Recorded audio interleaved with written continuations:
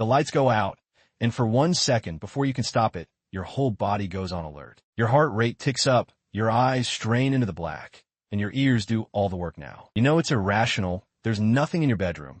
There never was. But that feeling isn't a glitch in your brain. It's a message 300,000 years old. Somewhere back in the dark of human history, that fear kept someone alive long enough to have you. This is the story of what was actually waiting out there in the dark and how we survived it. Picture Africa a few 100,000 years ago, the sun dropping fast below the horizon. There's no electric grid, no streetlights, no locked door between you and the night. When the sun goes down, the temperature drops, the light disappears, and the world changes owners. Daytime belongs to us. Sharp eyes, tools, cooperation, the ability to see danger coming. Nighttime belongs to something else entirely. In the dark, a human being is nearly blind, slow, clawless, and easy to smell coming. For most of our history, night wasn't peaceful, it was a shift change, and we were not the ones taking over. Modern humans, Homo sapiens, show up in the fossil record at least 300,000 years ago. The evidence comes from a place called Jebel Irhoud, in what's now Morocco. Skulls found there pushed our species back further than scientists expected,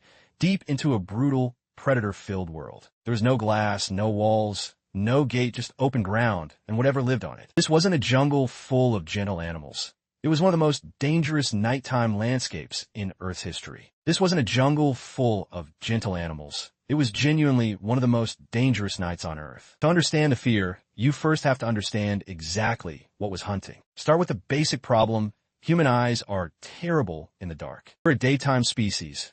Our vision is built for color and detail in bright light, not shadows. Drop a human into true darkness, and within a few feet, the world just disappears. Compare that to a lion, a hyena, or a leopard.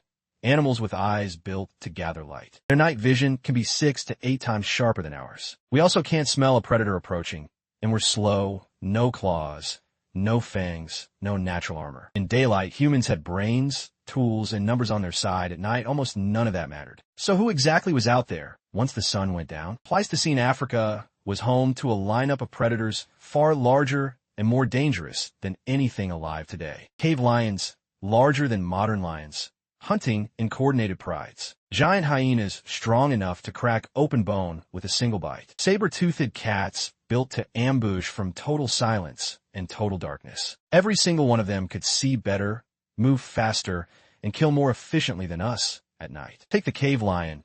Some estimates put it 25% larger than lions alive today. It didn't need to stalk a human for long. It needed seconds. Then there was Homotherium, a saber-toothed cat with blade-like canine teeth built for a single killing bite. Its eyes were adapted for low light, letting it hunt exactly when human eyesight failed hardest. Big cats are ambush predators. They don't chase from a distance. They get close and close and closer. In the dark, a human can't see an ambush coming until it's already too late. Fossil sites across Africa and Europe show large cat bite marks directly on hominin bone. This isn't speculation. This is the actual physical record of predation on our ancestors. The cat wasn't the exception. For a huge stretch of prehistory, it was practically routine. And there were the hyenas, and prehistoric hyenas were nothing like the scavengers we picture today. Pachycracuta, the giant short-faced hyena, stood as tall as a modern lion, with jaws built to crush bone. Hyenas hunt in packs, communicate constantly, and have some of the best night vision of any land predator. They didn't need the element of surprise. They had numbers, strength, and darkness on their side. Caves that early humans might have used for shelter were often already claimed by hyena dens. Bone deposits found in some caves show a grim pattern. Hyenas dragging prey back to feed in the dark. Sometimes that prey included early hominins themselves. Sharing a landscape with an animal like that wasn't a risk. It was a daily, nightly negotiation for survival. The clearest proof of all this danger isn't a theory.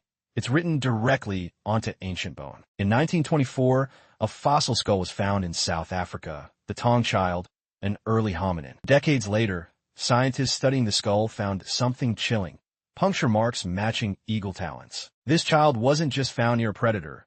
It had been killed and carried off by one from above. At Swartkrans Cave, researchers found hominin bones bearing puncture marks that matched a leopard's canine spacing exactly. The pattern suggested leopards were dragging hominin bodies up into trees to feed, the same way they do with prey today. For early humans, being killed by a predator wasn't a rare tragedy.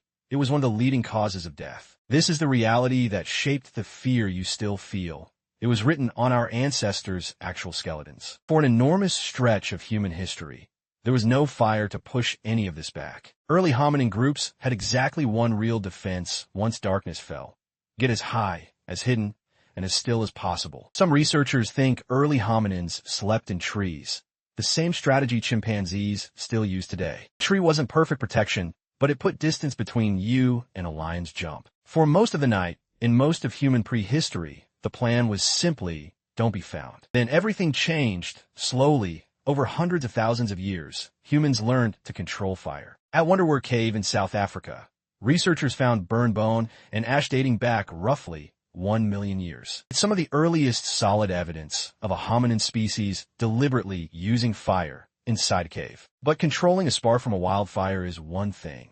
Making fire on demand whenever you need it is another. That skill, real, repeatable fire making, likely developed later, spreading gradually across different human populations. By around 400,000 years ago, sites like Qesem Cave in Israel show fire used constantly, night after night. This wasn't an occasional campfire. This was a daily tool, as essential as a spear or a blade. Fire meant light, and light meant early humans could finally see the darkness that had always seen them. For the first time, a human being could push back the one thing every predator relied on: the cover of night. It's hard to overstate how much this single discovery changed everything that came after. Fire does something almost every night predator hates. It makes the dark predictable. Lions, hyenas, and big cats are wired to avoid flame. It's bright, it's loud, it's unfamiliar, it's dangerous. A ring of firelight became something new in human history, a small, temporary bubble of safety. Inside that bubble, for a few hours, a human being could finally stop scanning the shadows. Groups began gathering in a circle around the flame. The shape practically designs itself around a fire. Everyone faces in. Everyone can see everyone else's face.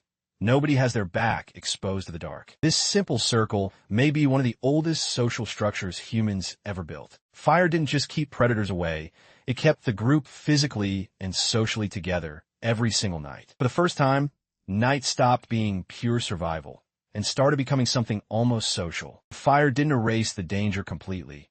It only pushed it back to the edge of the light. So humans adapted the way they slept, splitting the night into watches instead of sleeping straight through. Studies of modern hunter-gatherer groups, like the Hadza of Tanzania, show this pattern still happening today. At almost any moment during the night, someone in the group is awake, alert, watching the tree lean. A fully unconscious group, with no one on watch, was an easy meal waiting to happen. Segmented, watchful sleep wasn't a flaw.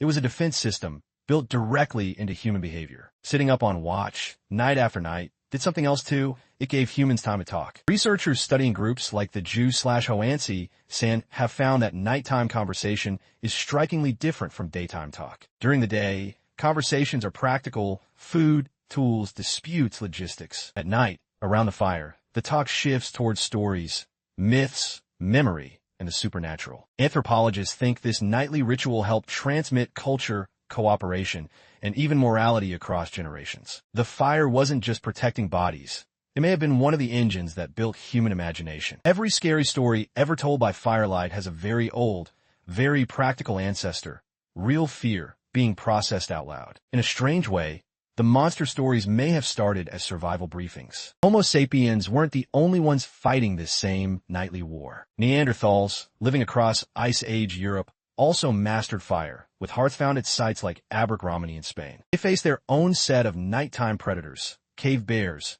cave hyenas, and enormous cave lions. Cave bear skeletons have been found alongside evidence of Neanderthal activity, sharing the exact same shelters. Living that close to a predator's den wasn't a choice. Good caves were rare, and everyone wanted one. Every hominin species that made it through the Ice Age had to solve the exact same problem: how to survive the night. Fear of the dark, it turns out, isn't a Homo sapiens quirk, it's a hominin-wide inheritance. Even the moon mattered enormously in a world without artificial light. On a moonless night, visibility could drop to almost nothing, the most dangerous hours of the entire month. Some researchers think early human activity naturally clustered around the full moon, when there was enough light to move safely. Modern hunter-gatherer studies still show sleep patterns shifting in sync with the lunar cycle, even today. The moon wasn't just pretty to look at. For a huge stretch of history, it was a survival resource. A bright moon meant you might actually see the thing that was hunting you before it reached you. So why does that primal unease still show up the moment your lights flicker out today? Evolutionary psychologists have a concept for this, called the smoke detector principle. A smoke detector that goes off too easily is annoying. One that fails to go off, even once, can be fatal. So evolution doesn't build perfectly calibrated fear, it builds fear that overreacts just to be safe. The humans who felt a jolt of dread at every rustle in the dark were more likely to survive and reproduce. The ones who shrugged it off, calmly, confidently, sometimes simply didn't make it to have children. Over hundreds of thousands of years, that math writes itself directly into the human nervous system. You're not broken when the dark spooks you.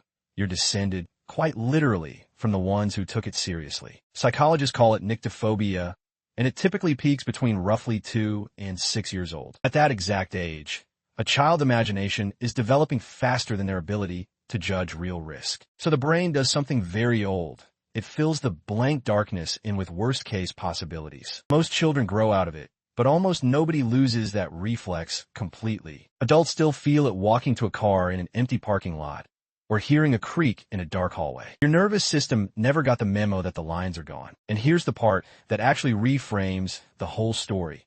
This fear was never irrational. In a world of cave lions, giant hyenas, and ambush predators, hesitating in the dark could genuinely save your life. The cost of a false alarm was a few wasted seconds of adrenaline. The cost of ignoring a real threat was death, and the end of your entire genetic line. Given those stakes, overreacting to darkness wasn't a flaw in the system.